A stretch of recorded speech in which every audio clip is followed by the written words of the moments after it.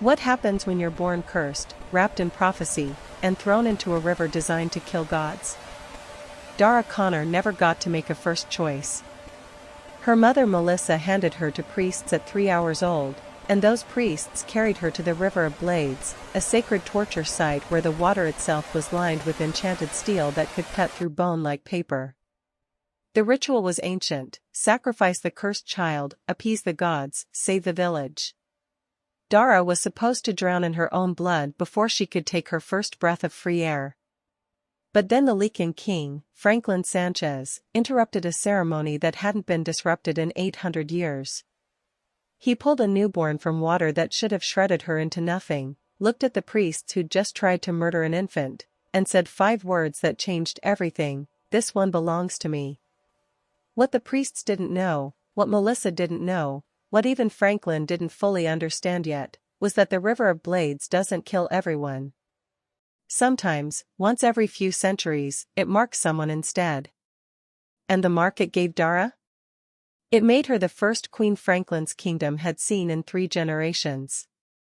But queens made in rivers of blood don't rule quietly. And the people who tried to kill you at birth? They never stop trying. Think this is a simple rescue story? You're adorably wrong.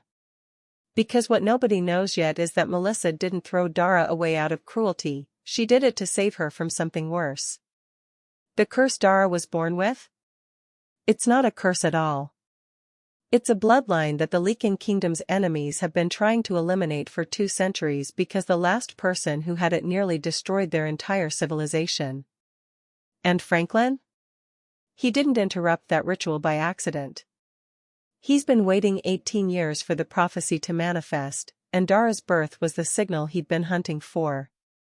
Hit subscribe, because this story is about to reveal that sometimes being thrown into a river of blades is the kindest thing your mother could do, and sometimes the king who saves you is more dangerous than the water that was supposed to kill you.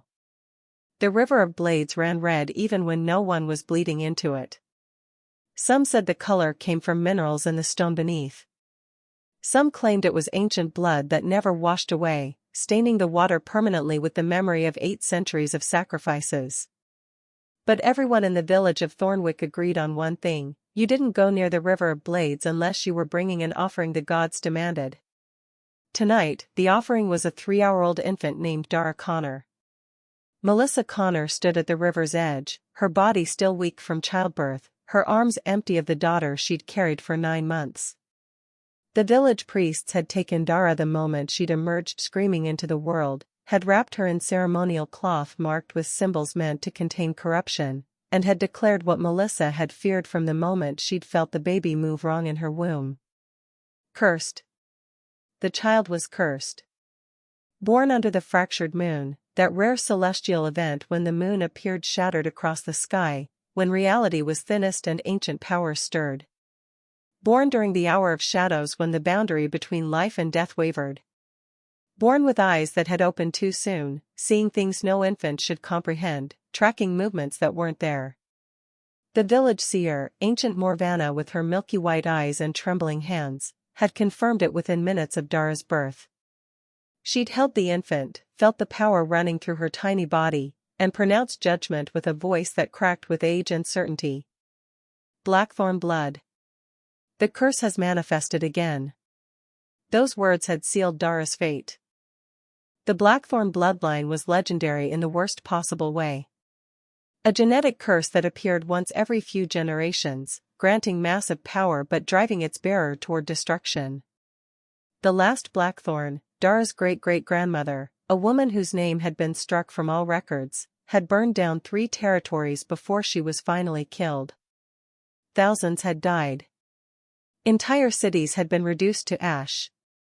This child, this tiny newborn who didn't even understand she was alive yet, carried that same bloodline. She had to die before she could learn to speak. Before she could learn to use the power that would inevitably consume her. The village elders had been very clear: better one child dead than an entire territory burning. Melissa had begged. Had pleaded. Had offered everything she had to spare her daughter. But terror makes people cruel, and the village was terrified. They'd given her 3 hours to hold Dara, to memorize her face, to say goodbye to the only child she'd ever have. Then the priests had taken her. Now Melissa stood among 200 villagers who'd gathered to witness the sacrifice, her hands clenched so tightly her nails drew blood from her palms. She couldn't watch. Couldn't bear to see the moment her daughter's life ended. High Priest Casimir stood at the river's edge in ceremonial robes that had been used for this ritual for 800 years. His face was impassive, showing neither pleasure nor regret. To him, this was simply necessary. A duty. A sacrifice that protected everyone.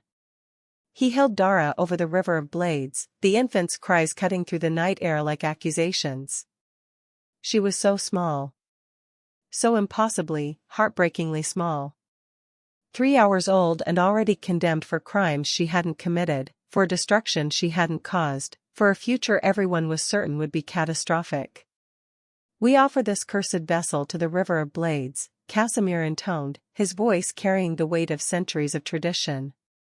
May it cleanse the corruption from her blood. May it spare us the destruction she would bring. May the gods accept our sacrifice and grant us continued protection. The gathered villagers murmured their agreement, their voices creating a chorus of fear and desperation. Casimir's hands opened. Dara fell. Falling toward water that had killed hundreds before her. Falling toward enchanted blades that would shred her tiny body before she even understood what was happening. Falling toward a death she was too young to comprehend. Melissa closed her eyes. She couldn't watch.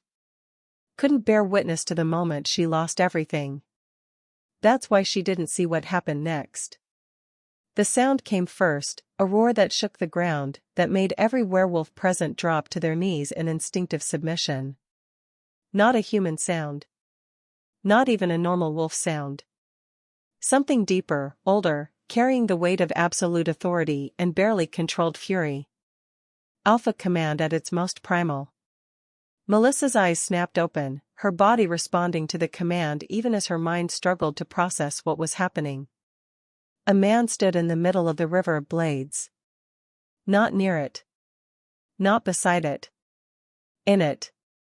Standing in water that should have been carving him into pieces, with his hand extended and a newborn infant cradled against his chest, completely unharmed. The Lycan King. Franklin Sanchez. Melissa had never seen him in person, few villagers had, but everyone knew the stories. The king who'd unified the fractured territories 15 years ago through a combination of strategic brilliance and overwhelming violence. The ruler who'd held his throne against constant assassination attempts, political coups, and territorial rebellions.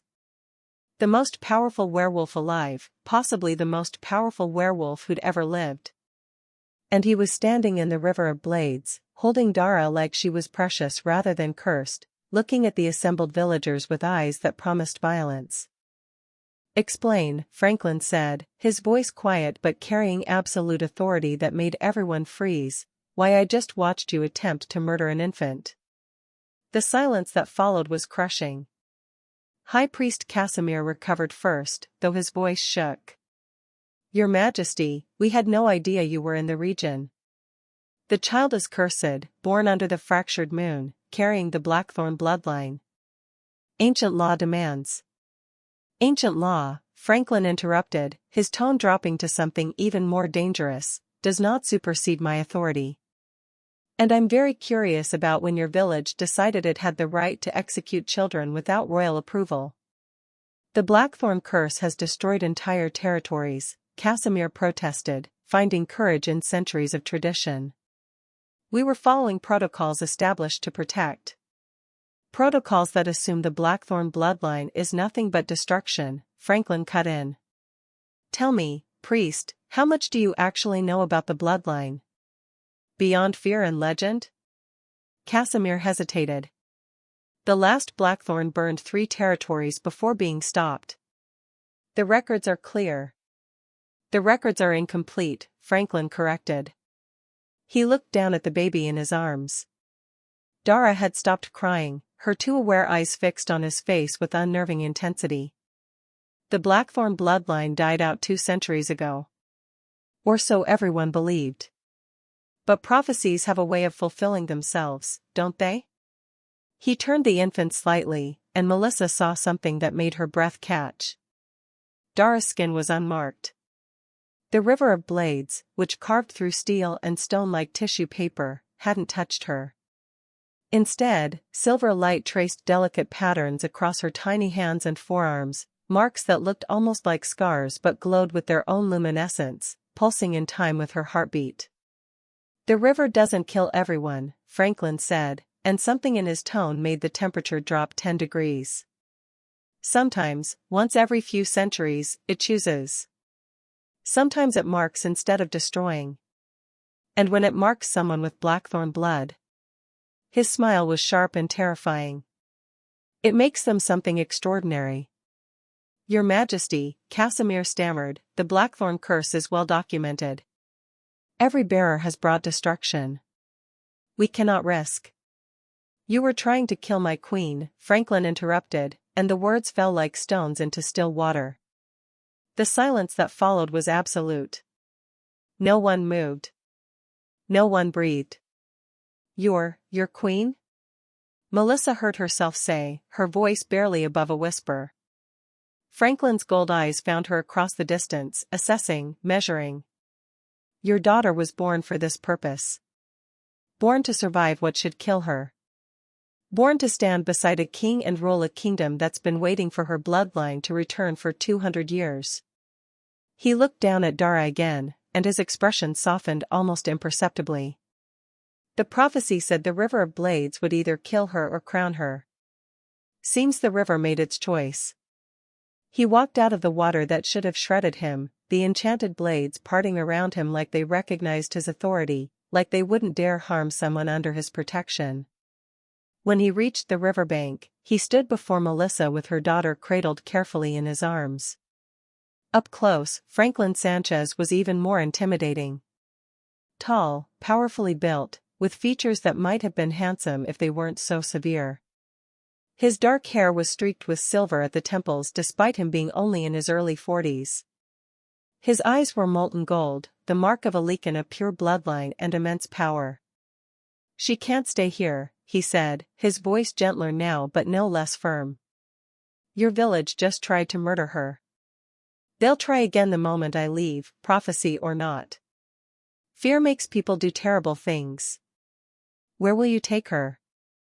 Melissa asked, tears streaming down her face. "To the capital. To Ravencross Palace. Somewhere she'll be safe while she grows, while she learns what she is and what she's meant to become." Franklin's expression shifted, showing something almost like sympathy. "I'm not stealing your daughter, Melissa Connor. I'm saving her life. But you need to understand, the moment she was born with the Blackthorn mark, the moment the river chose her, she stopped being just your child. She became part of a prophecy that's been building for 2 centuries. "What prophecy?"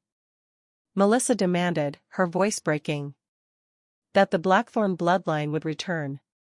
That a child would survive the River of Blades and bear its mark. That she would stand beside the Lycan king and either save the kingdom or destroy it completely." Franklin's gold eyes held hers. "I've been waiting 18 years for this moment. Watching for signs. Monitoring every birth under a fractured moon. And now she's finally here. So you're using my daughter for some prophecy?" Melissa's grief was turning to anger. "I'm protecting her so she can choose her own fate when she's old enough to understand it," Franklin corrected. "The prophecy speaks of potential, not certainty. She could save the kingdom. She could destroy it. Or she could choose neither and forge her own path entirely. But none of those options exist if your village murders her at 3 hours old." He had a point. Melissa hated that he had a point. Franklin turned to address the assembled villagers, his voice carrying alpha command that made everyone straighten involuntarily. "This child is under my direct protection. Anyone who attempts to harm her will answer to me personally, and I promise you my justice will make the River of Blades look merciful by comparison." Anyone who speaks of her existence to those who would use that information against her will face the same consequences. Is that absolutely clear? Terrified nods from everyone present, including the priests. Franklin looked back at Melissa one last time. I'll take care of her.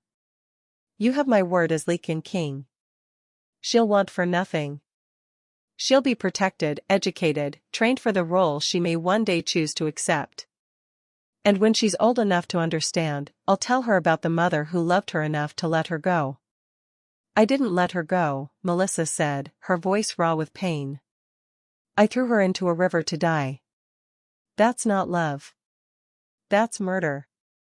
You followed your village's laws to protect them from what they feared, Franklin corrected, his tone gentle. You made an impossible choice between your daughter and your community. That's not the same as not loving her.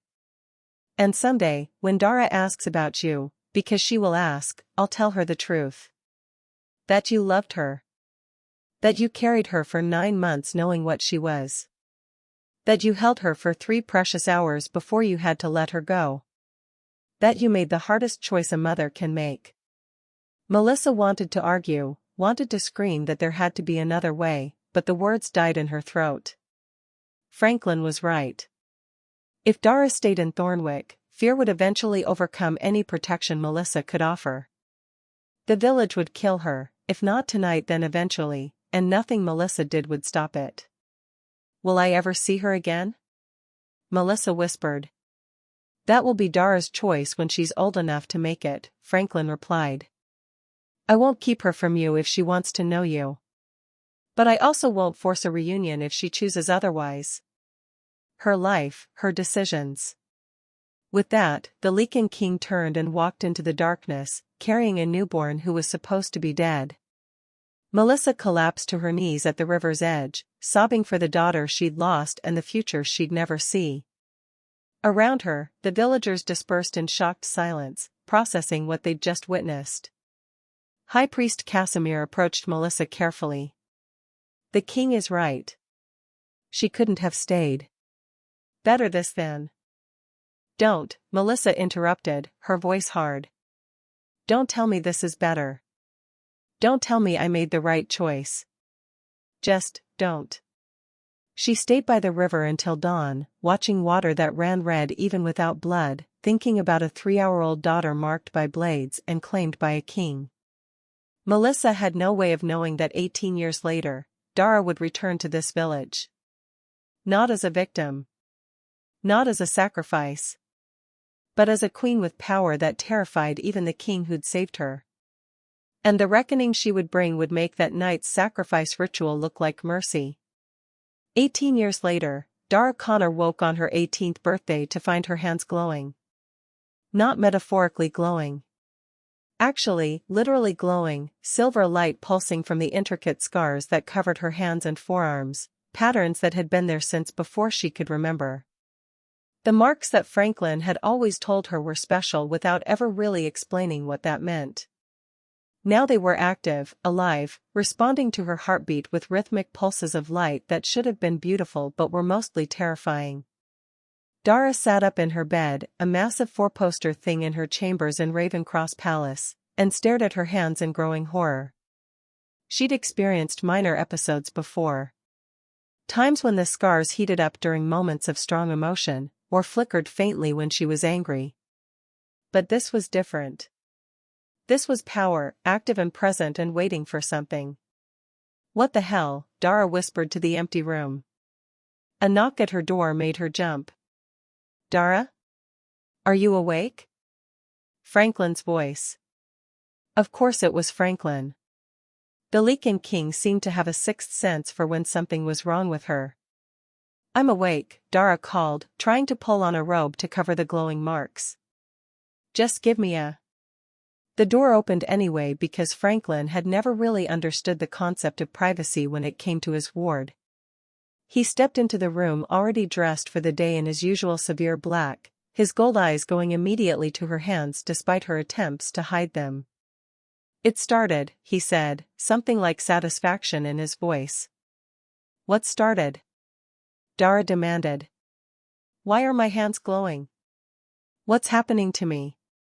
Franklin crossed the room and sat on the edge of her bed, the casual familiarity of someone who'd been present for every important moment of her life. How much do you remember about the story I told you? About how we met? You pulled me out of a river when I was a baby, Dara recited. The River of Blades. My village was going to sacrifice me because of some curse, but you stopped them and brought me here. That's the simplified version, Franklin agreed. The truth is more complicated. And now that your power is manifesting, you need to know all of it. Dara's stomach sank. This is the conversation where you finally explain why you've been treating me like I'm simultaneously precious and dangerous my entire life, isn't it? Yes. Franklin took her glowing hands in his, seemingly unbothered by the silver light. You were born under a fractured moon during the hour of shadows. Born with the Blackthorn bloodline, a genetic curse that manifests once every few generations and grants massive power. Your great-great-grandmother was the last Blackthorn.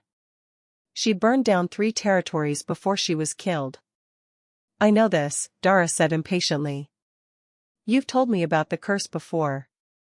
What I haven't told you is that the curse isn't random. The Blackthorn bloodline doesn't create mindless destroyers. It creates something specific, people with the power to burn away corruption that can't be removed any other way.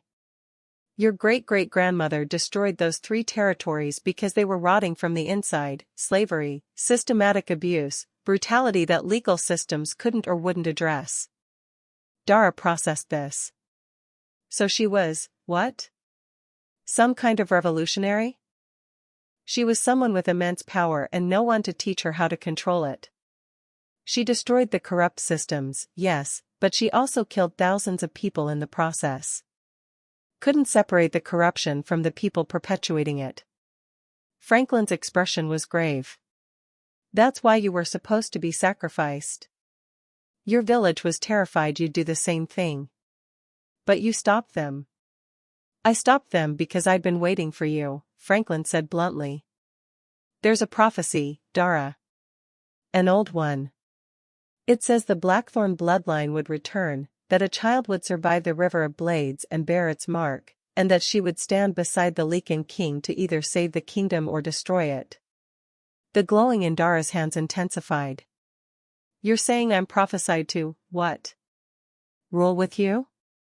Or burn everything I've built to the ground? The prophecy is frustratingly vague about which option you'll choose. Dara pulled her hands away from his, standing and pacing across the room. Let me see if I understand this correctly. You've been raising me for 18 years knowing I was prophesied to either save your kingdom or destroy it? And you just hoped I'd choose the right option? I raised you to have the choice, Franklin corrected. The prophecy is clear that the Blackthorn heir must decide their own path. I couldn't force you to save the kingdom any more than I could force you to destroy it. All I could do was prepare you for the decision and hope I'd done enough to guide you toward. The palace alarms interrupted him. Loud, blaring, the kind of warning that meant serious danger. Franklin was on his feet immediately, his entire demeanor shifting from patient mentor to dangerous predator. Stay here. Lock the door. Don't let anyone in except me or Seraphine. What's happening? We're under attack, Franklin said grimly, already moving toward the door. And I'd bet everything I own that the attackers are here for you. He left before Dara could protest, and she heard him shouting orders to guards in the corridor outside. Dara stood in the middle of her chambers, her hands still glowing with silver light, processing everything Franklin had just told her.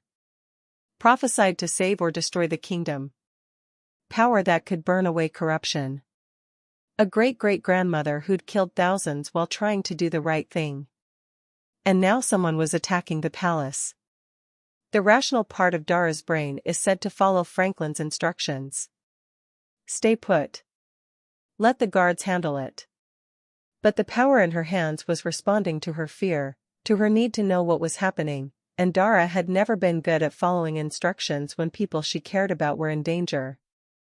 She threw on actual clothes, grabbed a ceremonial dagger from her desk that she'd been learning to use in combat training, and cracked open her door to peek into the corridor.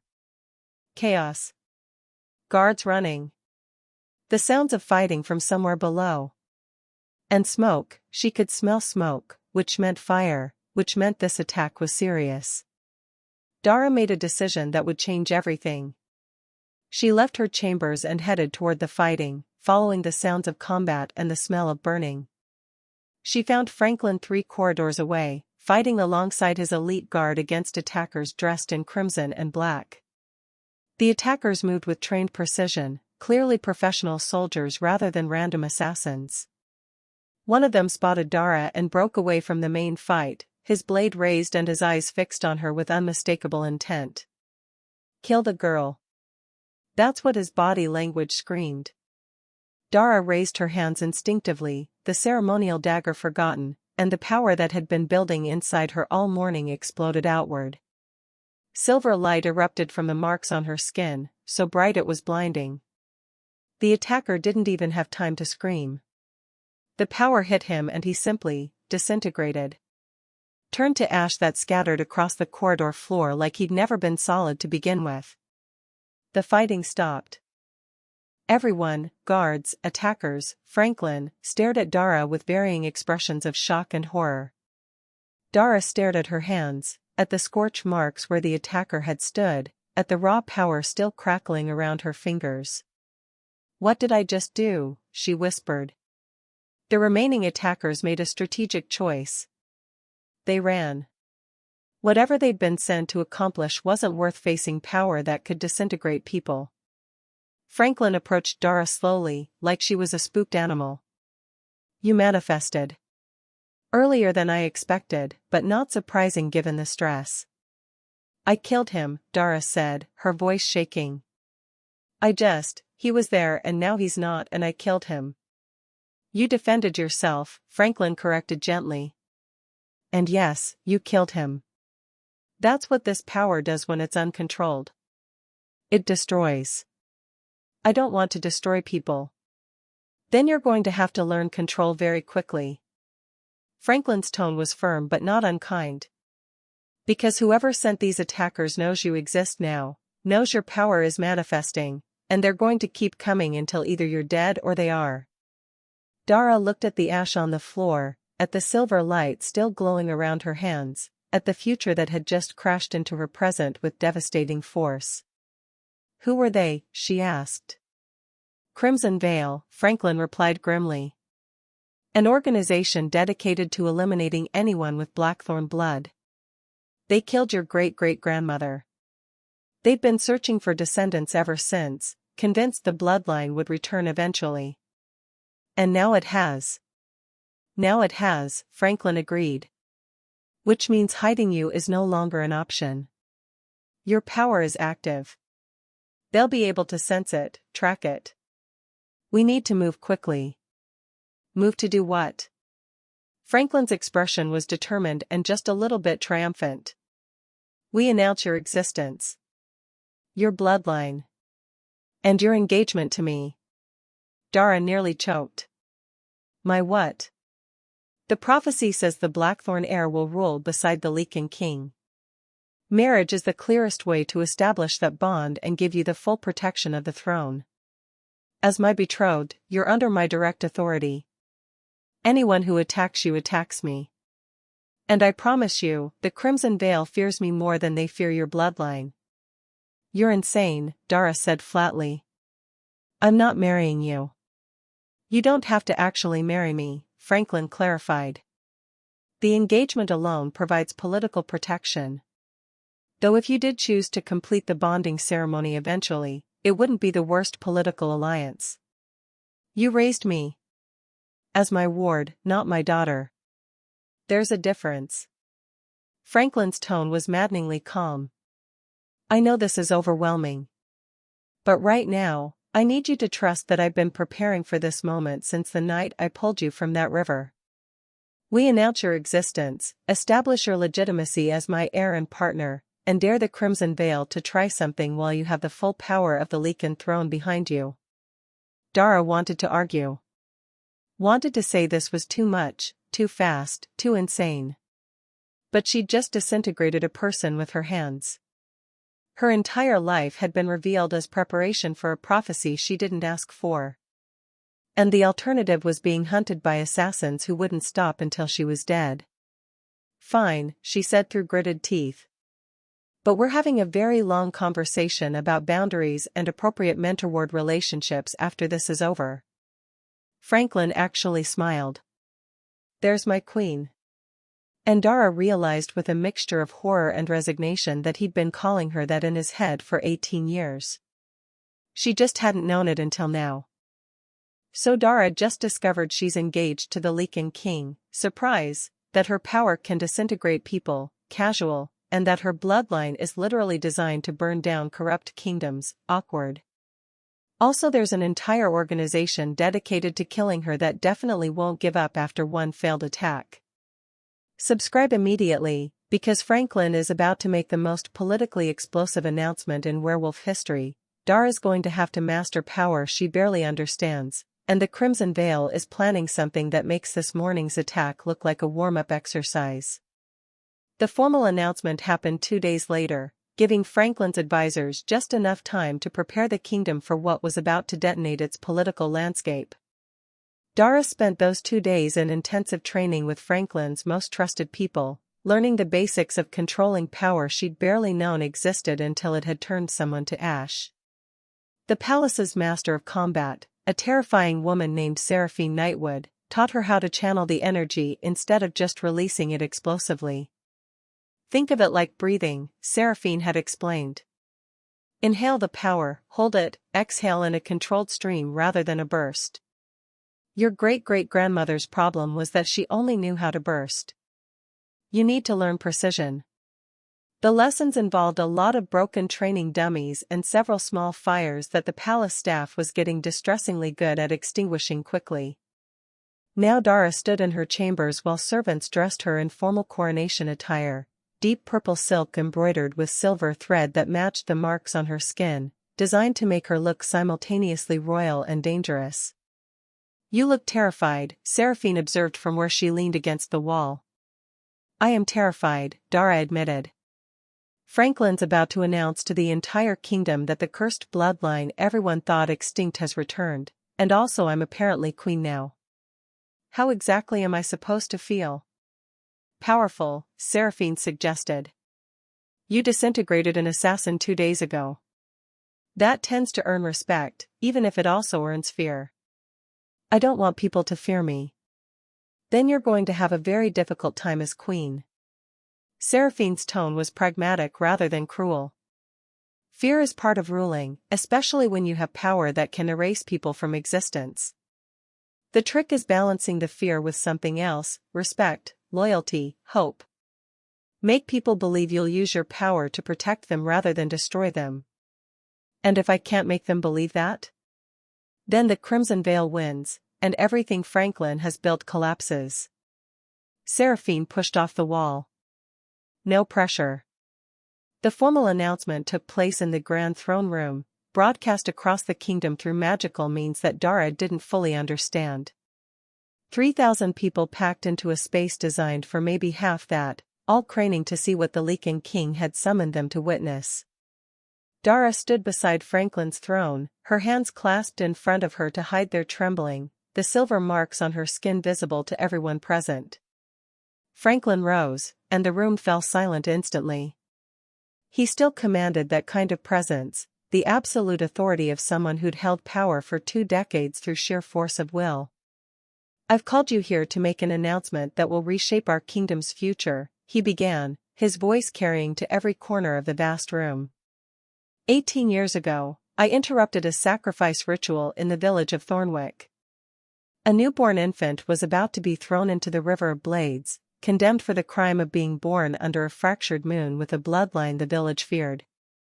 The crowd murmured. Some people knew this story. Most didn't.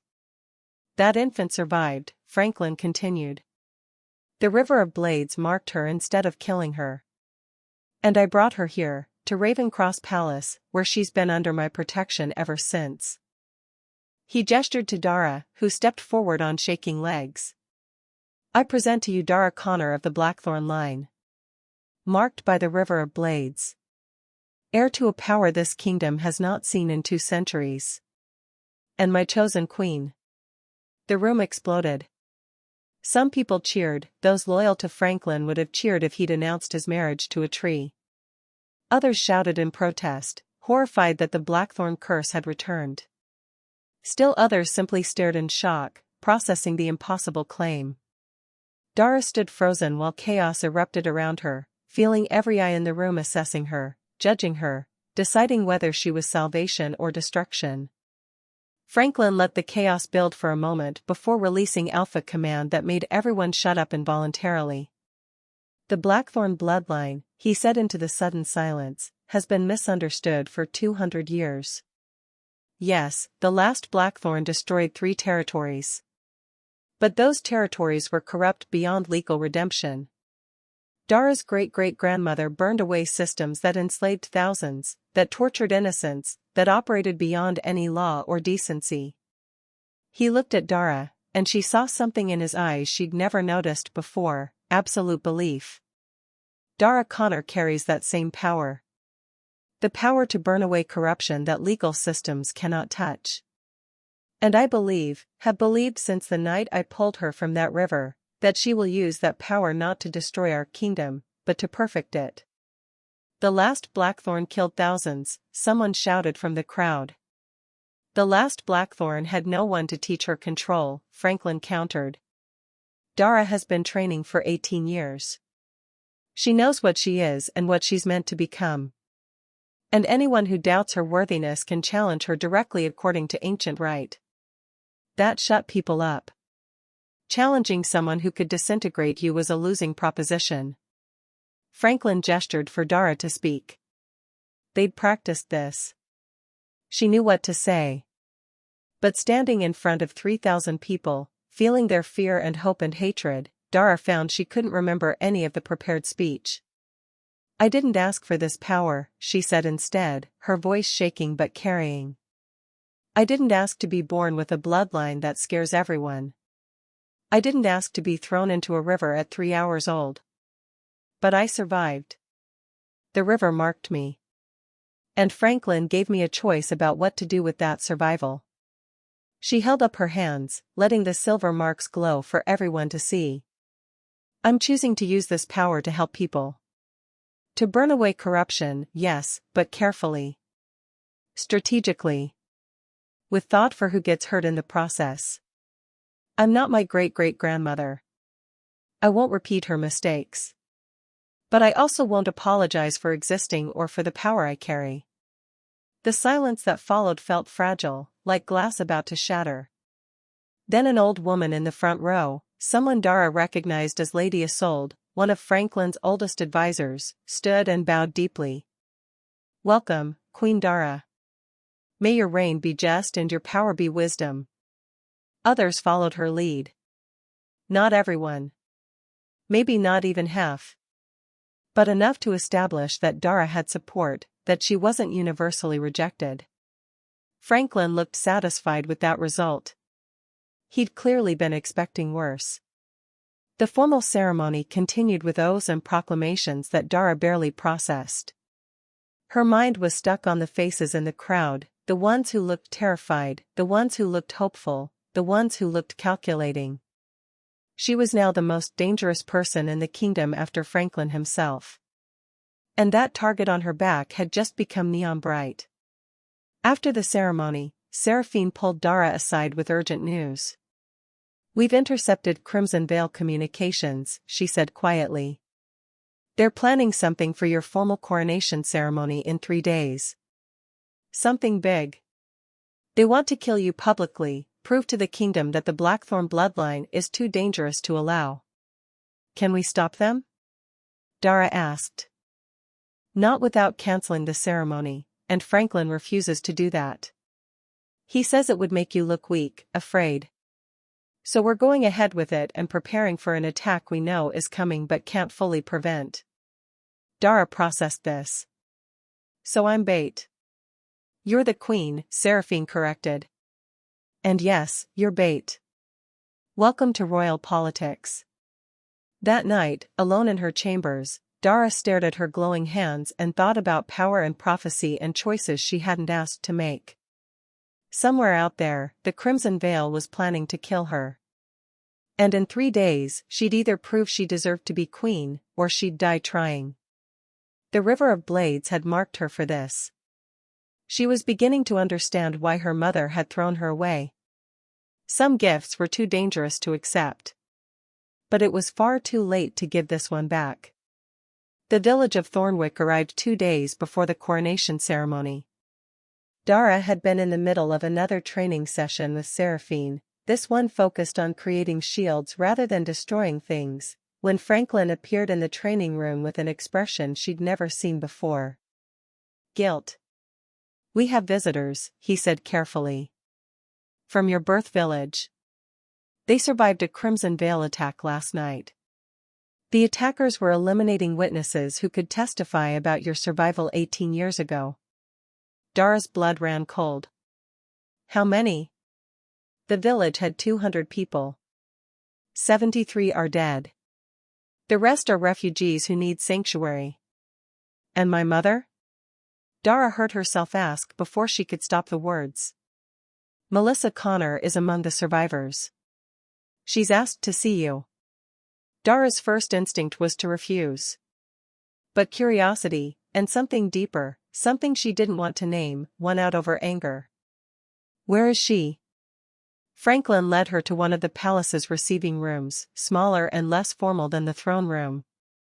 Melissa Connor stood by a window, looking out at gardens she'd probably never imagined seeing, her hands clasped tightly in front of her.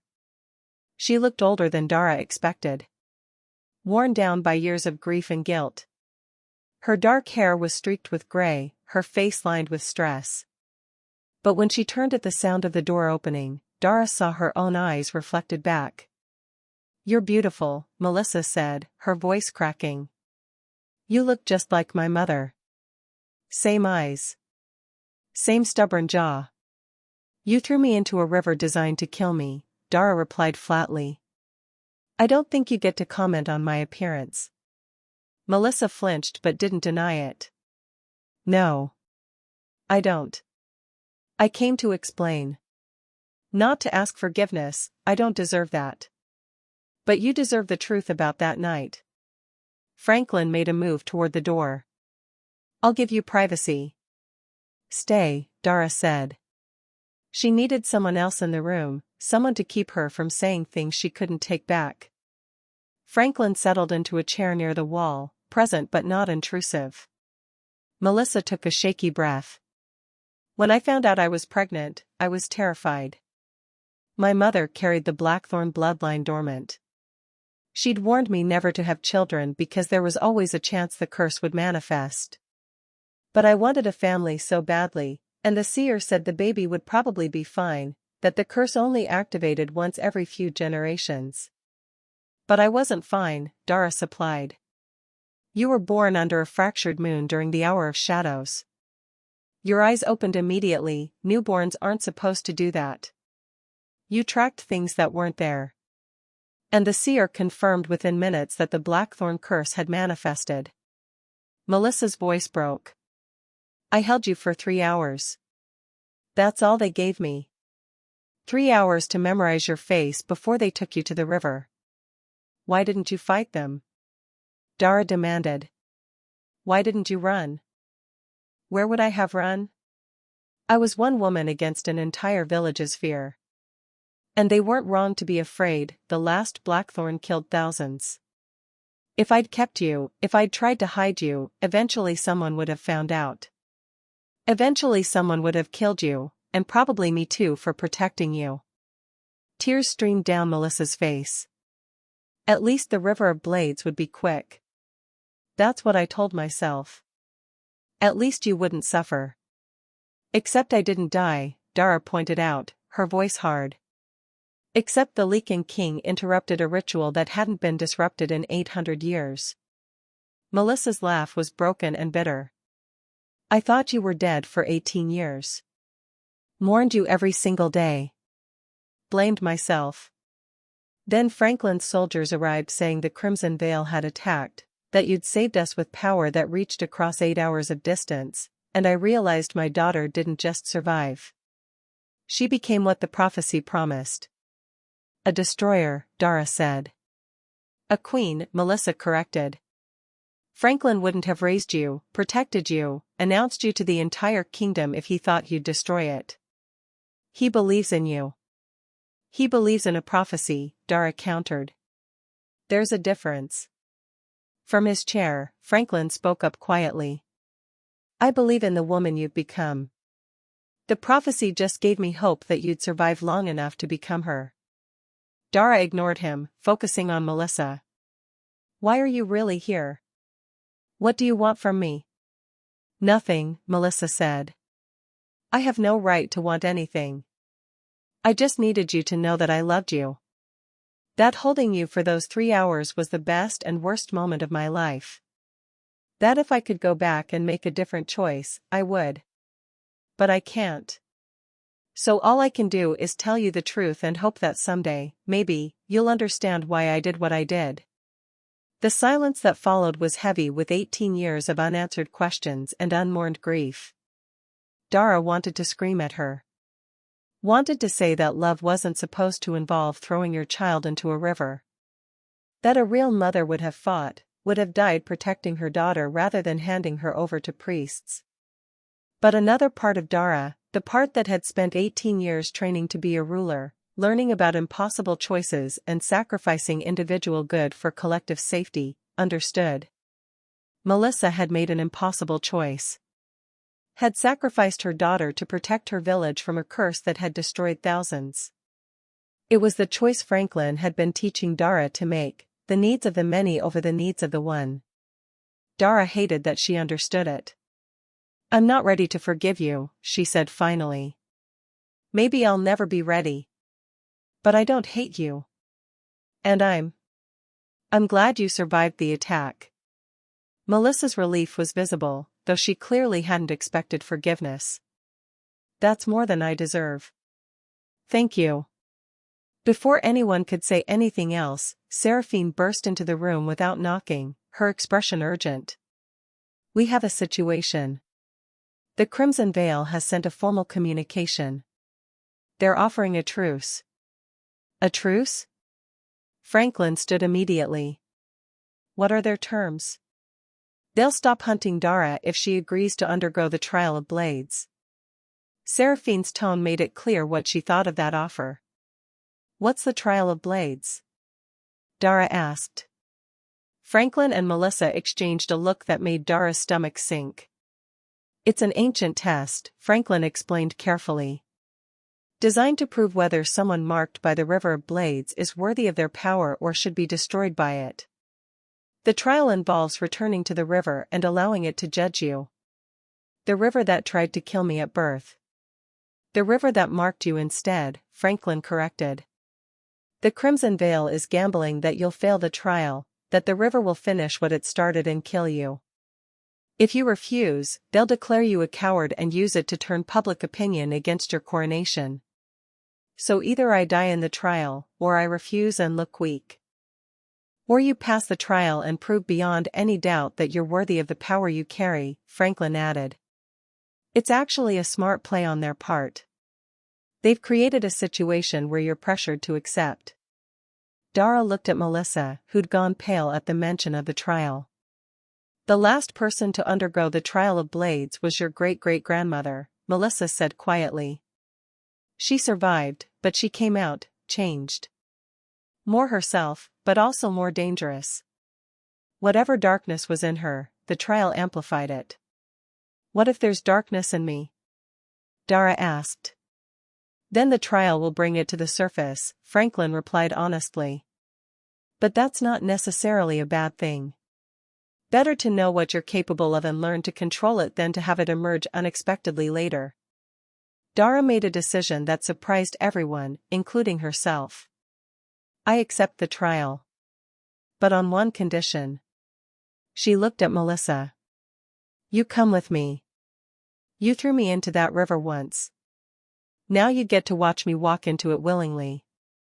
The cruelty in her voice surprised even her. But Dara needed this. Needed Melissa to understand the consequences of that night 18 years ago, needed her to witness what her choice had created. Melissa's face went white, but she nodded. If that's what you need, I'll come. Franklin looked concerned. Dara, you don't have to do this. We can find another way to.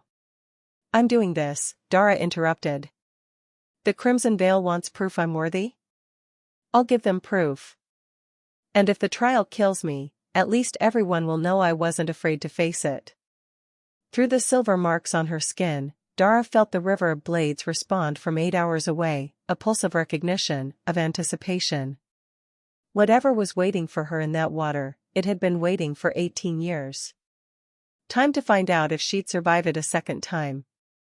The journey to Thornwick took 3 days by traditional travel, though Franklin offered to make it faster using royal transport. Dara refused. She needed the time to prepare mentally for what was coming, and rushing to face potential death seemed counterproductive. They traveled with a small contingent, Franklin, Seraphine, Melissa, and a handful of guards. The Crimson Veil had sent representatives to witness the trial, which made everyone nervous except Dara, who was too focused on not panicking to worry about observers. During the journey, Seraphine pulled Dara aside multiple times to explain what she knew about the trial of blades. It's not just about surviving the river, Seraphine warned. The water forces you to confront the darkest parts of yourself, the corruption in your bloodline. Every Blackthorn who's undergone the trial has either died or emerged, different. Different how? More themselves. Whatever core truth drives them, the trial strips away everything else. Your great-great-grandmother went in conflicted and came out certain. That certainty let her burn 3 territories without hesitation. So the trial will make me more dangerous. Or more controlled. Depends on what your core truth is. Seraphine's gaze was assessing. What do you think drives you, Dara? What would be left if everything else was stripped away? Dara didn't have an answer. They arrived at Thornwick on the evening of the 3rd day. The village was still recovering from the Crimson Veil attack, buildings burned and people shell-shocked. But word of Dara's return had spread, and half the village gathered at the River of Blades to witness the trial. The river looked exactly as it had in Dara's visions from Franklin's memories, red water flowing over enchanted steel blades that could cut through anything. The setting sun made the water look like flowing blood. The Crimson Veil representatives were already there, a group of about 20 people in the organization's distinctive crimson and black. And at their head stood someone who made Dara's breath catch. An older woman who looked like what Dara might become in 40 years. Same bone structure. Same dark eyes. Same stubborn jaw. Who? Dara started. Your grandmother, Melissa whispered. Octavia Blackthorn. I thought she was dead. Everyone thought she was dead. Octavia approached with the measured confidence of someone who knew exactly how dangerous she was. So you're the latest mistake. Born under a fractured moon, marked by the river, raised by a king who doesn't understand what he's protecting. You're my grandmother, Dara said, her mind reeling. Biologically, yes. Practically, I'm the woman trying to save this kingdom from what you'll become. Octavia's tone was matter of fact, not cruel. I had a daughter once. Melissa. I loved her. But when she told me she was pregnant and the seer said the child would carry our bloodline, I told her to end the pregnancy before it was too late. Melissa flinched beside Dara. She refused, Octavia continued. Carried you anyway. So I left. Disappeared. Let everyone think I was dead. And I spent the last 18 years building the Crimson Veil, preparing for the day someone with our blood would be stupid enough to try taking power. You're hunting your own bloodline? Dara asked, horror and fascination warring in her voice. I'm preventing another genocide. My mother, your great-great-grandmother, burned 3 territories and killed thousands before they managed to stop her. I carry the dormant gene, but I made damn sure never to activate it. Melissa was supposed to do the same. Octavia's gaze was hard. But you? You are activated at birth. The river marked you. And now you think you can control power that's destroyed everyone who's wielded it? I don't think I can control it, Dara admitted. But I'm willing to try. Which is more than you did. I chose wisdom over pride. You chose fear over responsibility. Dara surprised herself with her conviction. If the Blackthorn power is that dangerous, shouldn't someone who understands it learn to control it properly? Instead, you've spent 18 years hunting and killing anyone who might be able to help. Octavia's expression flickered with something that might have been respect or might have been anger. Then prove me wrong. Undergo the trial of blades. Let the river judge whether you're worthy or whether you're just another disaster waiting to happen. The trial itself was simple in concept, horrifying in execution.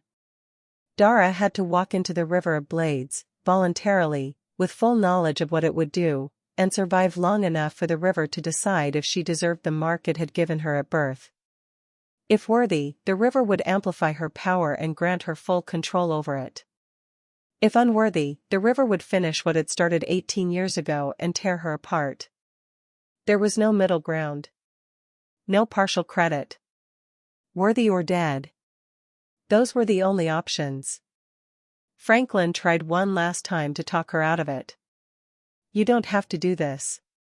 We can find another way to prove your legitimacy. There is no other way, Dara replied. Half your kingdom thinks I'm a monster. The Crimson Veil is hunting me. And I can't control my own power, I'm as likely to disintegrate an ally as an enemy. If the river can give me control, I have to try.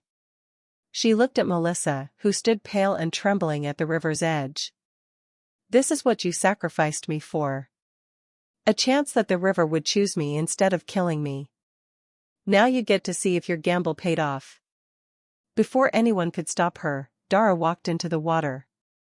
The blades activated immediately. Pain exploded across her skin as enchanted steel cut into her, precise and surgical and utterly merciless.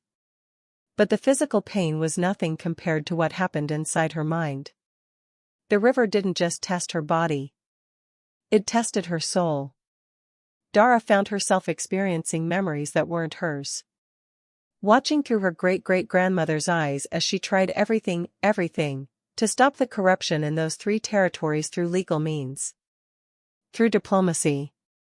Through appeals to authority and law and basic decency. And watching it all fail. Watching nobles continue enslaving people. Watching authorities turn blind eyes to systematic abuse.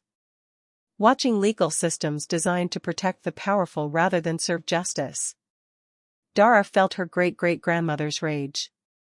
The kind of fury that came from trying to do the right thing the right way and being blocked at every turn by people who didn't care about right or wrong, only about maintaining their power.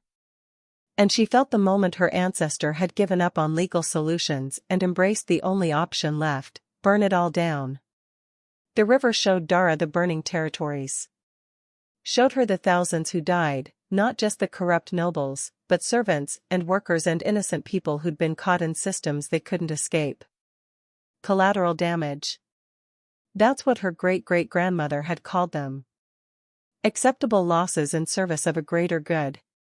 The river asked Dara a question without words: would you make the same choice?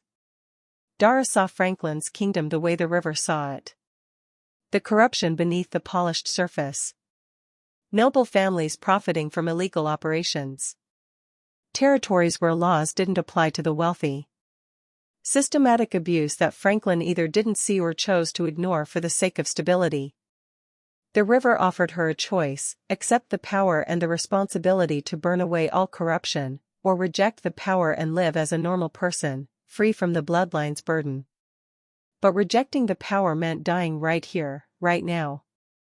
The river didn't allow half measures. Dara understood in that moment why her great-great-grandmother had failed. She'd accepted the power but rejected the responsibility to use it carefully.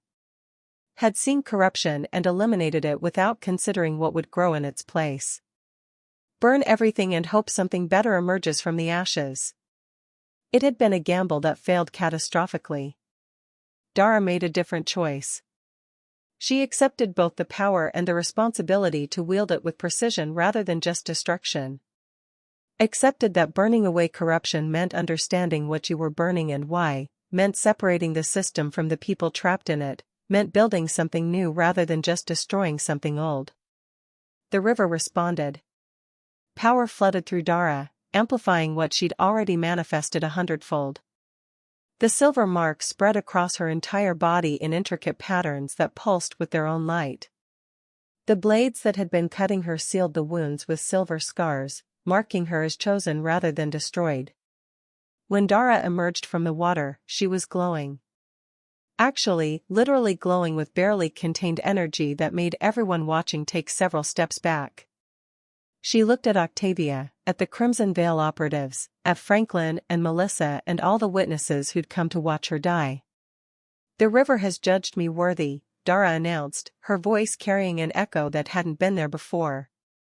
I am the Blackthorn heir. I am marked by blades.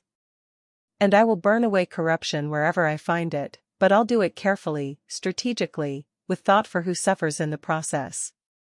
Octavia's expression was devastated. Then you're exactly what I feared. You have the power and you think you can control it. Every Blackthorn who's thought that has ended up killing thousands. Then I guess I'll have to be the first exception, Dara replied. Octavia signaled her operatives. Kill her. Before she becomes what her great-great-grandmother became. But before they could move, the river of blades reacted.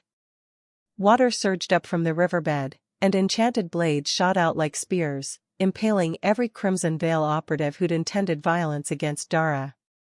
Not killing them, just restraining them, holding them in place with steel that would cut them to ribbons if they struggled. Including Octavia, who found herself pinned with a blade through her shoulder, bleeding but alive. And Dara heard the river's voice in her mind for the first time, ancient and patient and absolutely certain. The bloodline protects its own. Your grandmother rejected her power. She has no authority here. Dara realized with shock that the River of Blades was sentient. Had been sentient for 800 years. Had been waiting for a Blackthorn willing to accept both the power and the responsibility that came with it. Octavia, bleeding and restrained by the river that had once marked Dara, looked at her granddaughter with something between terror and resignation. You have no idea what you've just unleashed, she whispered. Then I'll figure it out as I go, Dara replied. But I'm not running from it. And I'm not letting fear make my choices the way you did. Franklin approached carefully, clearly unnerved by what had just happened. The river has never protected anyone before. In 800 years of sacrifices, it's never intervened. Maybe it was waiting for someone who'd actually use the power correctly, Dara suggested. But through her new connection to the river, she knew the truth, it had been protecting her since birth. The mark it gave her hadn't been random. It had been intentional, deliberate, choosing her specifically for a purpose she was only beginning to understand. The River of Blades had been preparing Dara for something. And whatever that something was, it was going to require her to do exactly what the prophecy promised, burn Franklin's kingdom to ash. The only question was whether anything would grow from those ashes afterward. They returned to Ravencross with Octavia and the Crimson Veil operatives as prisoners, though Franklin was more interested in information than punishment. Your grandmother has been hunting Blackthorn descendants for 18 years, he told Dara during their first strategy meeting after returning. She knows things about your bloodline that no one else does. We'd be fools not to use that knowledge. Dara agreed, though part of her wanted Octavia as far away as possible. The woman who'd built an entire organization to kill people like Dara wasn't exactly someone she wanted advising her. But Octavia proved surprisingly cooperative once it became clear the river itself had rejected her authority. The Blackthorn power activates fully at 18, she explained during one tense conversation in her cell. You survived the trial, which means the river has granted you complete control. But control is only half the battle. You still need to decide what to burn and what to save. I'm not burning anything, Dara insisted. Octavia's laugh was bitter. You will. The power doesn't give you a choice. It identifies corruption and demands its destruction. The only question is whether you'll be strategic about it or whether you'll react emotionally the way my mother did. How do I identify corruption? The river showed me Franklin's kingdom has problems, but it didn't exactly give me a detailed list. The marks on your skin will tell you. When you're near corruption, true corruption, not just mistakes or incompetence, the silver scars burn. The worse the corruption, the more they hurt. It's your bloodline's way of forcing you to acknowledge what needs to be addressed. Dara tested this theory over the next 2 days, walking through different parts of the palace, paying attention to how her marks responded. They burned hottest near the noble quarter, where families who'd profited from illegal operations for generations maintained estates. They pulsed uncomfortably near certain advisors in Franklin's council. And they absolutely screamed when Dara passed Franklin himself. That last discovery nearly broke her. You're corrupt? She asked him late one night, her voice barely above a whisper. The river marked you as corrupt? Franklin didn't look surprised. I've ruled for 23 years through compromise and necessity. I've made deals with people I despise. I've allowed practices to continue that I hate because dismantling them too quickly would cause civil war. Is that corruption? Or is that just the reality of holding power? The river doesn't judge in shades of gray, Dara said quietly. Then the river doesn't understand ruling. Franklin's tone was patient but firm. You think you can burn away corruption and rebuild something perfect? You can't. Because the moment you start making actual decisions, the moment you hold real power, you'll have to compromise too. And then your precious river will mark you the same way it's marked me. The argument was interrupted by news that changed everything. The coronation ceremony was scheduled for the next day, and intelligence suggested the Crimson Veil, or what remained of it after Octavia's capture, was planning one final desperate attack. They're going to try to kill you in front of the entire kingdom, Seraphine explained.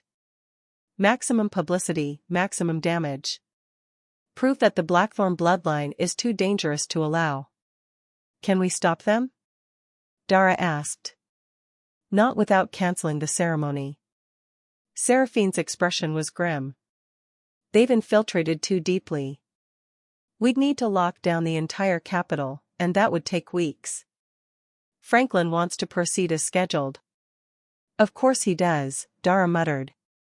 The coronation ceremony was held in the Grand Cathedral, a massive structure that could hold 5,000 people. Every noble family, every territorial representative, every significant political figure in the kingdom was present.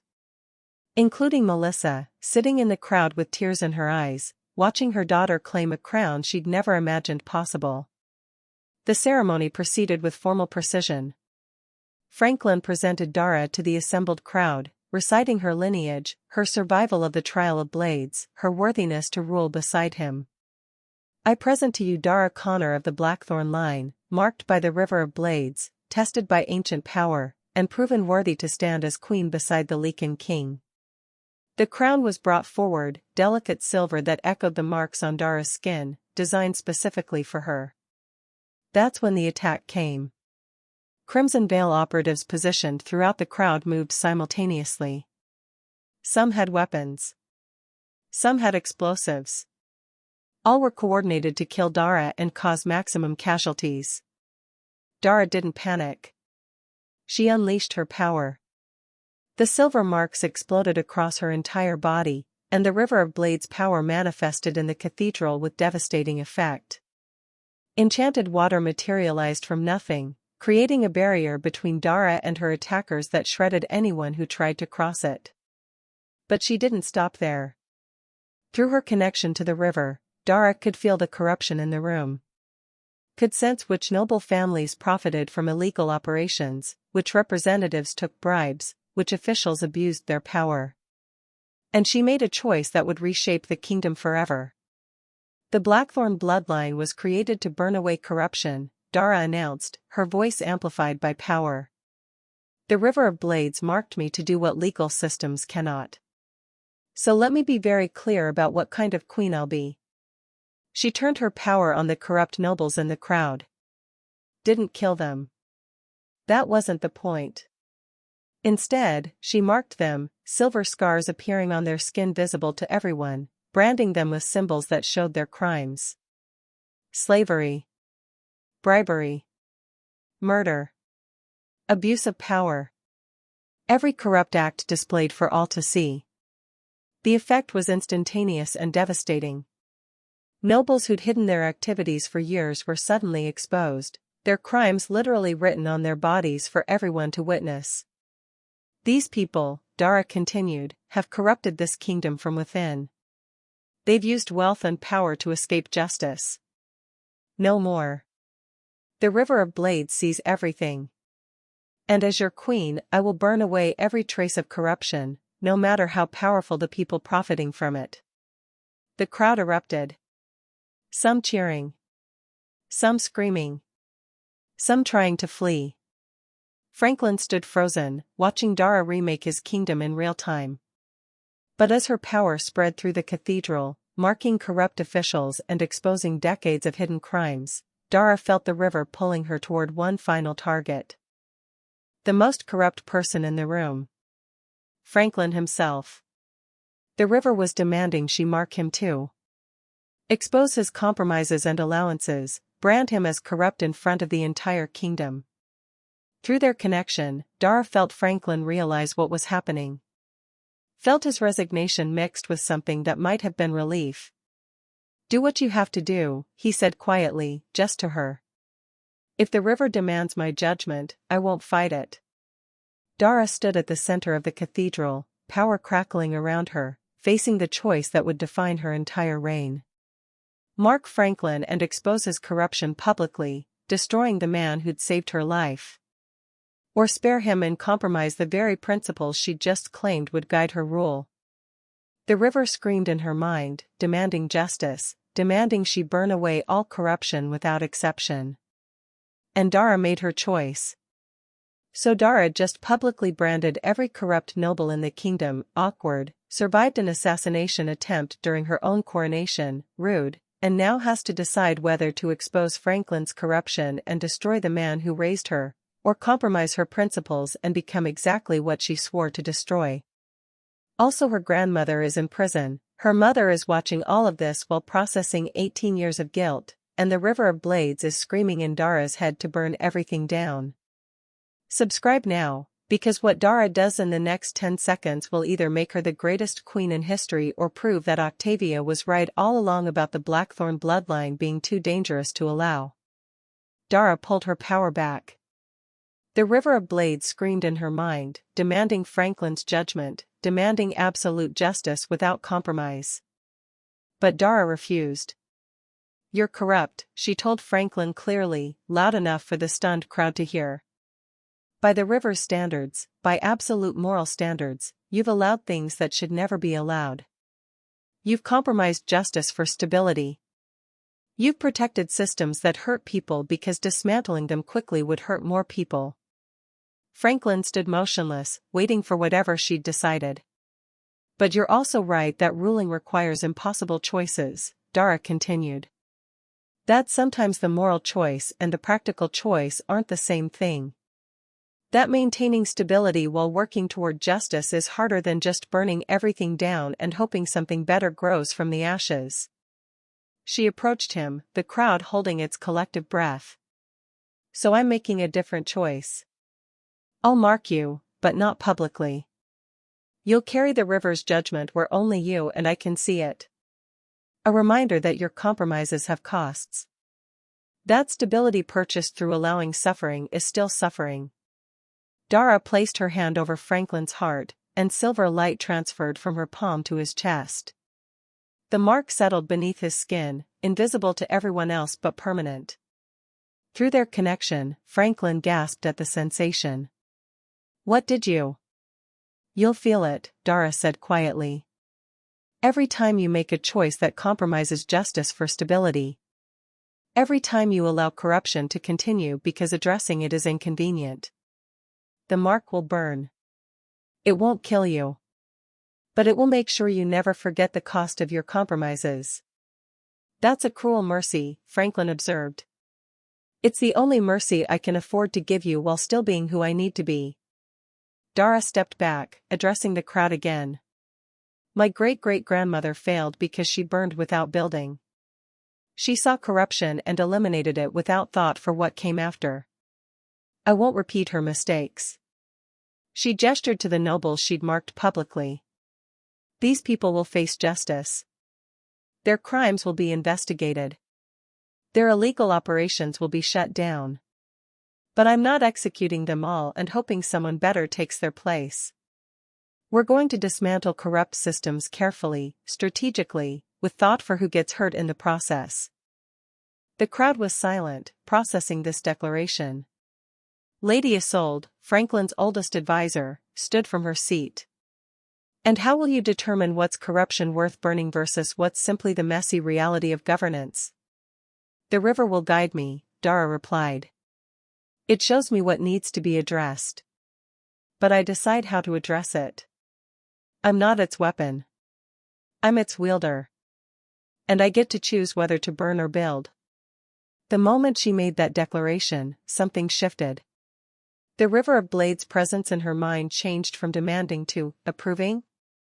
Through their connection, Dara suddenly understood, the trial hadn't been about whether she'd blindly follow the river's demands. It had been about whether she'd have the strength to make her own choices even when the power wanted something else. The river marked people like her because it wanted someone strong enough to wield its power without being controlled by it. Someone who could identify corruption without becoming a mindless destroyer in the process. Her great-great-grandmother had failed that test. Had let the power control her rather than learning to control it. Dara was proving she could pass. The coronation concluded with Dara crowned as queen, but everyone understood the kingdom had fundamentally changed. The corrupt nobles were being detained. Their illegal operations were being investigated. And the new queen had power that terrified even the king who'd raised her.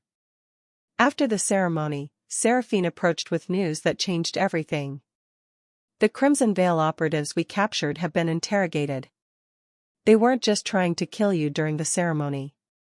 They were trying to force you to unleash your full power and rage, to make you lose control and destroy the cathedral with everyone in it. They wanted you to become the monster everyone fears, to prove the Blackthorn bloodline is too dangerous to allow. But I didn't lose control, Dara pointed out. No. Which apparently means they have a backup plan. Seraphine's expression was grim. They've taken Melissa. Your mother. And they're demanding you come alone to the River of Blades for an exchange, her life for your power. They want you to voluntarily surrender the mark the river gave you, or they'll kill her. Dara's blood ran cold. Why would I trade my power for someone who tried to kill me? Because despite everything, she's your mother. And whoever's leading the Crimson Veil now knows that's your weakness. Franklin immediately wanted to mobilize forces, to rescue Melissa through military action. But Dara knew that wouldn't work. The Crimson Veil had chosen the River of Blades for a reason. They were gambling that Dara's connection to the place of her birth, to her mother, to the origin of her power would make her vulnerable. They were gambling she'd choose family over power. I'm going, Dara decided. Alone. That's suicide, Franklin protested. It's the only option that might keep Melissa alive. Dara met his eyes. You taught me that sometimes you have to make impossible choices. This is mine. She traveled to the River of Blades alone, arriving as the sun set and cast long shadows across red water. The Crimson Veil had Melissa bound at the water's edge, surrounded by operatives who looked more desperate than confident. You came, one of them said, a woman named Lysandra who seemed to be leading what remained of the organization. Even after she threw you away. Even after she chose her village over you. She's my mother, Dara replied simply. That doesn't erase what she did. But it means something. Then prove it. Surrender the mark the river gave you. Return to being normal, powerless. Give up being queen. And we'll let her live. Dara walked to the river's edge, her hand trailing in water that recognized her, that had marked her, that had chosen her for a purpose she was still learning to understand. I understand why you're afraid, she said to Lysandra and the other operatives.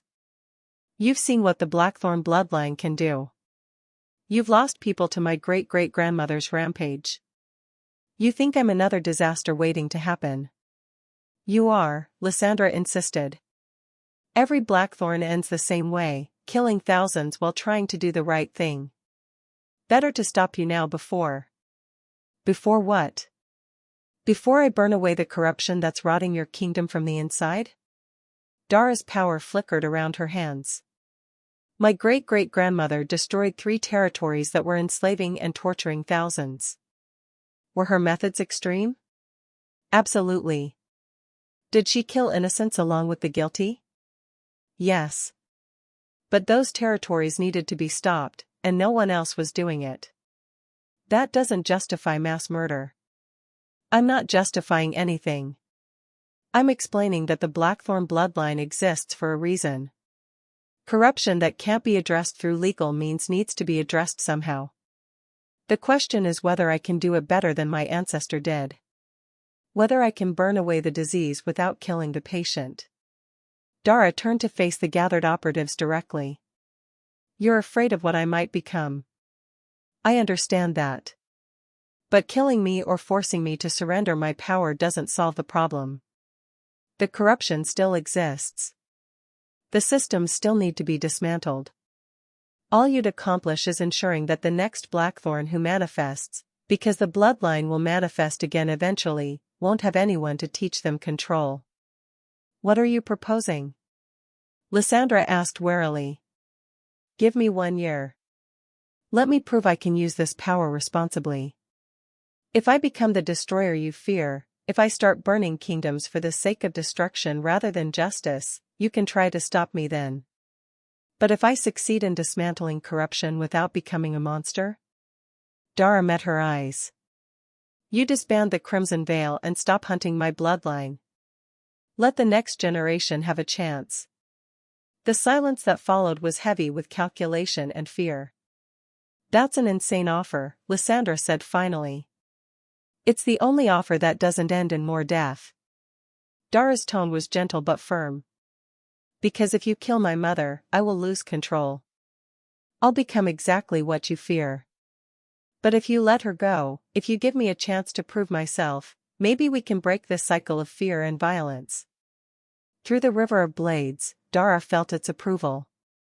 This was the choice it had marked her to make, not blind destruction, but strategic use of power with accountability. Lysandra looked at her fellow operatives, clearly struggling with the decision. Octavia spent 18 years building this organization, she said slowly. Building systems to track and eliminate Blackthorn descendants before they could activate their power. And in one coronation ceremony, you exposed more corruption than we've documented in 2 decades. You marked nobles we'd been investigating for years. You did in 10 minutes what we couldn't do in a generation. She made her decision. 1 year. But we'll be watching every move you make. The moment you cross the line into mindless destruction, we come for you with everything we have. Fair enough, Dara agreed.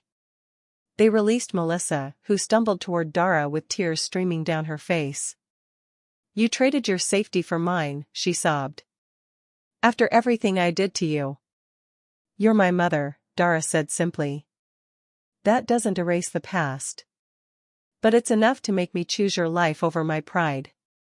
As the Crimson Veil operatives left, Dara and Melissa stood at the river's edge, the water that had almost killed Dara lapping at their feet. I'm sorry, Melissa whispered. For everything. For throwing you away. For not being brave enough to fight for you. I know. Dara took her mother's hand. And someday, maybe I'll forgive you completely. But right now, I need you to understand something. You threw me into this river to protect your village from a prophecy. That prophecy came true anyway. I am going to burn away corruption. I am going to change the kingdom. The only question is whether I do it with precision or with the same blind destruction that defined my great-great-grandmother. I'm afraid for you, Melissa admitted. I'm afraid for me too, Dara agreed. But fear doesn't get to make my choices anymore. I'm done letting terror dictate what's possible. As they turned to leave, the River of Blades spoke to Dara one final time. The trial is complete. You have proven worthy not just of the mark, but of the knowledge. Your great-great-grandmother failed because she burned without building. You will succeed because you understand what she didn't. Destruction is easy. Creation is hard. And the kingdom you're meant to build will require both. Dara realized the prophecy had never been about destroying Franklin's kingdom for the sake of destruction. It was about burning away the corrupt parts and building something better from the ashes. The Blackthorn bloodline didn't create destroyers. It created revolutionaries. And Dara's revolution was just beginning. 1 year later, the kingdom Franklin Sanchez had built through careful compromise and strategic allowances no longer existed. In its place, Dara Connor had created something both terrifying and magnificent, a kingdom where corruption couldn't hide, where the powerful faced actual consequences, and where the River of Blades mark served as constant reminder that justice delayed was justice denied. The transformation hadn't been bloodless. 3 noble families had tried to resist and found themselves facing Dara's power directly. She hadn't killed them, had learned that much from her great-great-grandmother's mistakes, but she'd stripped them of titles, wealth, and authority, leaving them powerless. Other families had reformed quickly, cleaning up their operations before Dara's attention turned their way. Franklin rolled beside her, his hidden mark a constant reminder of the compromises he'd made. He'd dismantled more corrupt systems in 1 year than in the previous decade, driven by a queen who refused to accept stability as an excuse for injustice. Melissa lived in the capital now, working with former victims of the illegal operations Dara had shut down. Her relationship with her daughter remained complicated, probably always would, but they were building something new from the ashes of that night 18 years ago. The Crimson Veil had disbanded 6 months into Dara's trial year, Lysandra herself delivering the news that they'd seen enough. "You're not what we feared," she'd said. "You're what we should have been hoping for." Octavia remained imprisoned, though Dara visited occasionally. Their conversations were tense but productive, the older woman providing insights into the Blackthorn bloodline that no one else could offer. And the River of Blades ran clear now, no longer stained red. The enchanted water had become a place of pilgrimage, where people came to witness the site where a newborn had been thrown away and a queen had been born instead.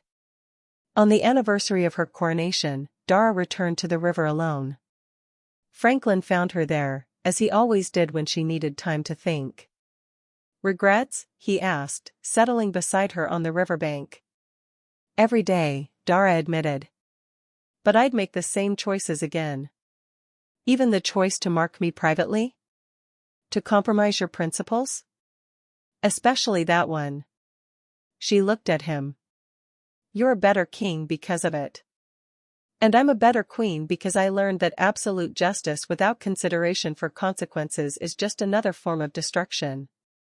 "Your great-great-grandmother would be proud." "My great-great-grandmother would think I'm weak," Dara corrected. "But she failed and I'm succeeding, so I'll take weak over destructive any day." They sat together watching water that once ran red with sacrifices now run clear with possibility. A small child approached from the village, maybe 3 years old, with dark hair and eyes that looked slightly too aware for her age. "Are you the queen who survived the river?" the girl asked with perfect childhood directness. "I am," Dara confirmed. "My mama says you were thrown in when you were a baby and the king pulled you out and you became queen." "Is that true?" "More or less." The child considered this seriously. "That's a good story. Better than the ones where the princess just waits to be rescued." "Much better," Dara agreed, hiding a smile. The girl ran back to her mother, and Dara watched her go, thinking about prophecies and choices and the stories people would tell about what had happened here. She'd been thrown into the river of blades at 3 hours old, meant to die before she could speak or choose or become anything beyond the curse people feared. Instead, she'd become a queen. Not because a king decided to save her, though Franklin's choice had mattered. But because she'd chosen to save herself. Chosen to accept power that terrified her. Chosen to use it strategically rather than destructively. Chosen to build rather than just burn. The River of Blades had marked her for revolution. She was making sure it was the kind of revolution that created rather than just destroyed. And if that meant making impossible choices, carrying the weight of compromises, living with the knowledge that absolute justice was impossible? Well, that was what it meant to be a queen made in rivers of blood. Some crowns were heavier than others. But Dara Connor wore hers with precision, with purpose, and with the absolute certainty that she would never let fear make her choices. The river had chosen her. She'd chosen what to do with that choice. And that made all the difference. The end. A newborn was thrown into a river designed to kill gods, pulled out by a Lycan king who'd been waiting for prophecy to manifest, and raised to become the first queen in 3 generations who rules through power rather than politics. Dara Connor went from sacrifice to savior, from cursed child to revolutionary queen, from daughter her mother tried to kill to the woman who chose mercy over vengeance and creation over destruction. This is what happens when you survive the impossible and decide to use that survival to rebuild broken systems instead of accepting them. Subscribe because next week's story features a woman who wakes up in a stranger's bed with no memory of the past year, discovers she's supposedly married to a mafia boss she's never met, and slowly realizes she's not the victim of amnesia, she's the undercover agent who fell in love with her target and now has to choose between her mission and the life she built while pretending. It's going to wreck you. Real talk, did Melissa make the right choice throwing Dara into the River of Blades? Or should she have fought the village's laws and tried to protect her daughter regardless of the prophecy? A. Right choice, it kept Dara alive by attracting Franklin's attention and gave her the mark that made her queen. B. Wrong choice, a mother should never sacrifice her child regardless of prophecy or village law. C. Both. It was the best of terrible options, and Melissa chose the one that gave Dara the highest chance of survival even if it was traumatic. D. None of this matters because a river that's supposed to kill people instead marking them as queens is the most extra power-up origin story ever written. Drop your answer below. And more importantly, was Dara right to spare Franklin and mark him privately instead of exposing his corruption publicly? Or did she compromise her principles the same way he did, making her just as corrupt in the end? Bonus question, do you think Octavia was actually trying to protect the kingdom from the Blackthorn bloodline? Or was she just afraid of her own power and projected that fear onto her descendants? Sound off in the comments. This story proved that sometimes being thrown into a river of blades at birth is the universe's most violent way of saying you're destined for something extraordinary. Sometimes the people who try to kill you are terrified of what you represent rather than who you are. And sometimes the most powerful thing you can do is choose mercy when everyone expects vengeance, choose building when everyone expects burning, and choose to wield impossible power without letting it wield you. The real question, if you were Dara and discovered your power wanted you to destroy the man who raised you, would you listen to the power's absolute moral judgment? Or would you make the complicated choice to hold him accountable while still working together? Because absolute power demanding absolute justice sounds great until you realize that governing in the real world requires compromise, and the trick is knowing which compromises are strategic and which are corrupt. See you next week for more women who survive impossible odds, more power that demands impossible choices, and more proof that sometimes the worst thing that ever happened to you is actually the best thing in disguise.